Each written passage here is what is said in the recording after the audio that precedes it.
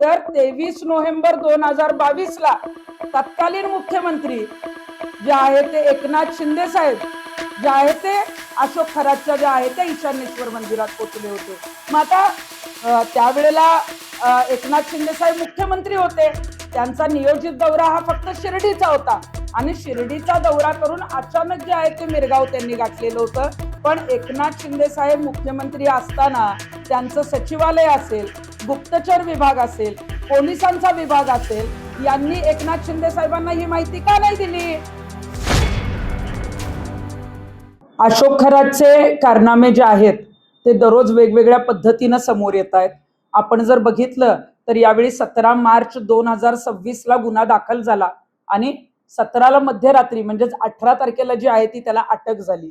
परंतु याच्या आधी जर बघितलं तर दरवेळी IPS अधिकारी, IAS अधिकारी आणि राजकारण्यांनी त्याला पाठीशी घालण्याचा प्रयत्न केला आणि म्हणूनच आजपर्यंत त्याला कुणी अटक केली नाही, त्याच्या विरोधात कोणी बोललं नाही आणि विरोधात कोणी बोललं तर जे आहे ते त्यांनाच धमक्या दिल्या जायच्या.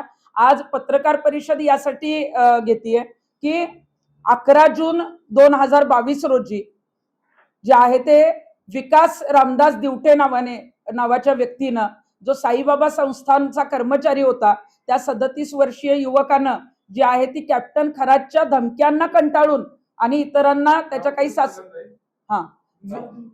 विकास रामदास दिवटे या 37 वर्षीय युवकाने जी आहे ती कॅप्टन खरात आणि त्याच्या काही सासरचे लोक या लोकांच्या धमक्यांना आणि छळाला कंटाळून आत्महत्या केली. 11 जून 2022 ला हा गुन्हा दाखल आहे. आत्महत्या जी आहे ती 9 जून रोजी झालेली होती. परंतु कॅप्टन खरातचं नाव त्याच्या सुसाईड नोट मध्ये असल्यामुळं आणि कॉल रेकॉर्डिंग जे आहेत, कॅप्टन अशोक खरात जो आहे त्यांनी मोबाईल मध्ये ज्या ज्या धमक्या दिल्या त्याचे कॉल रेकॉर्डिंग सुद्धा जे आहे ते विकास दिवटेने सेव्ह करून ठेवलेले होते.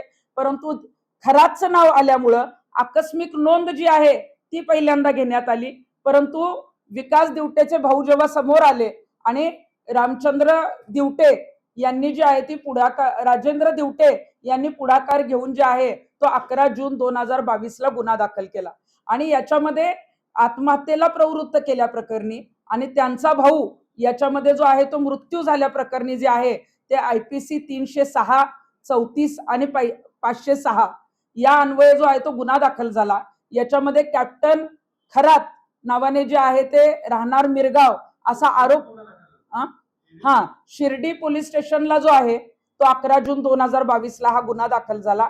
परंतु याच्यामध्ये विकास दिवटे हा मयत असून देखील जे आहे ते अशोक खरातला अटक केली नाही आणि त्याच वेळेला काही पोलीस अधिकारी असतील, काही राजकारणी असतील, कारण त्यावेळेला खरातचा सुवर्ण काळ होता, त्याच्याकडे अनेक नेते, अनेक मंत्री, अनेक अधिकारी जे आहे ते त्याच्या आहारी गेलेले होते, त्याचे भक्त होते, त्याला गुरु मानायचे, त्याच्यामुळे त्यावेळेला त्याला अटक केली गेली नाही. आणि या संदर्भामध्ये जे आहे ती 28/10/2022 रोजी चार्जशीट दाखल झाली आणि मला आपल्याला महत्वाचं सांगायचं जे धक्कादायक आहे, पोलिसांनी चार्जशीट मधून अशोक खरातचं नावच गायब केलं, नावच वगळलं.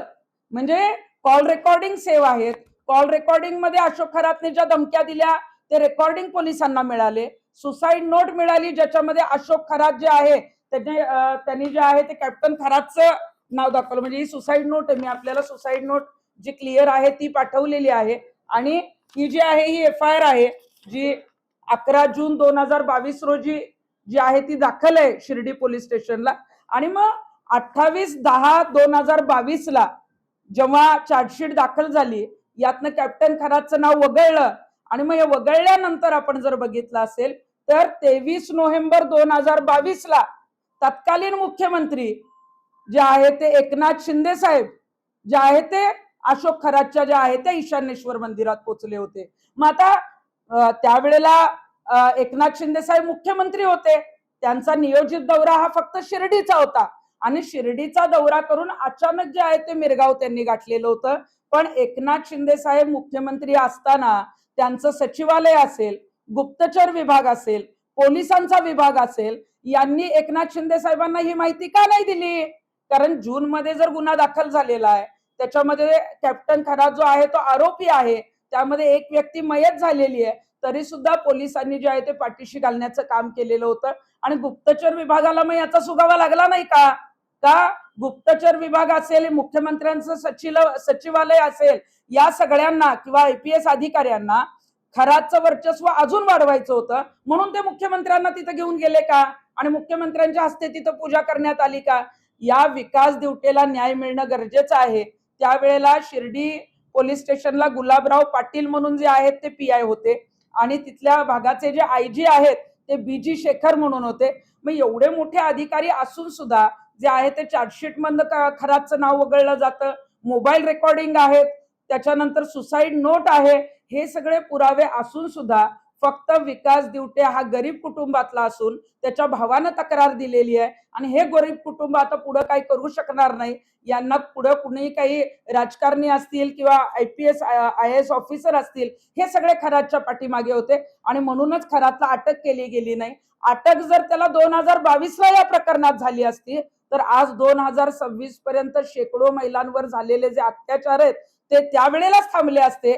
त्यावेळेलाच त्याच्या जर मुसक्या आवळल्या असत्या तर निश्चितच मुख्यमंत्री तिथे गेले नसते. अनेक जे आहेत ते आपण बघितलं असेल की ज्या दिवशी एकनाथ शिंदे साहेबांचा 23 नोव्हेंबर 2022ला मिरगावला अचानक दौरा झाला, त्यावेळेला प्रोटोकॉल मध्ये अनेक मंत्री होते. मग त्यातले नगरचेही राधाकृष्ण विखे पाटील असतील, अनेक वेगवेगळे अधिकारी असतील, ह्या सगळ्यांना याची कल्पना होती ना. मग मुख्यमंत्र्यांच्या कानावर का घातलं नाही? मुख्यमंत्र्यांना हे का सांगण्यात आलं नाही? आणि खराचं वर्चस्व वाढवण्यासाठीच मग जे आहे ते मुख्यमंत्र्यांना तिथे घेऊन गेले का? आणि मुख्यमंत्री गेल्यानंतर तर त्याचं वर्चस्व इतकं वाढलं की त्याच्या विरोधात जे जे कोणी तक्रार करणार होतं, जे जे कोणी पुढे येणार होतं, त्यांनी मात्र कुठल्याही तक्रारी दिल्या नाहीत. कारण त्यावेळेला मग मंत्र्यांचे फोन यायचे, पोलिसांचे फोन यायचे, राजकीय नेत्यांचे फोन यायचे आणि दबाव आणला जायचा आणि धमकी आणला जायचा. त्यामुळे आमचं म्हणणं आहे की ही जी केस आहे 11 जून 2022 रोजी शिर्डी पोलीस स्टेशनला गुन्हा दाखल जो झालेला आहे, तो दाखल झालेल्या गुन्ह्याची जी आहे ते फेर चौकशी करण्यात यावी आणि विकास दिवटे जो याच्यामध्ये मृत पावलेला आहे, ज्याला अशोक खरातने धमक्या दिलेल्या आहेत, त्याचे कॉल रेकॉर्डिंग पोलिसांकडे जे आहेत ते पुरावे म्हणून आहेत. सुसाईड नोट मध्ये कॅप्टन जो अशोक खरात आहे त्याचं नाव आहे. त्यामुळे या खरातला त्या संदर्भात जी आहे ती शिक्षा होणं गरजेचं आहे.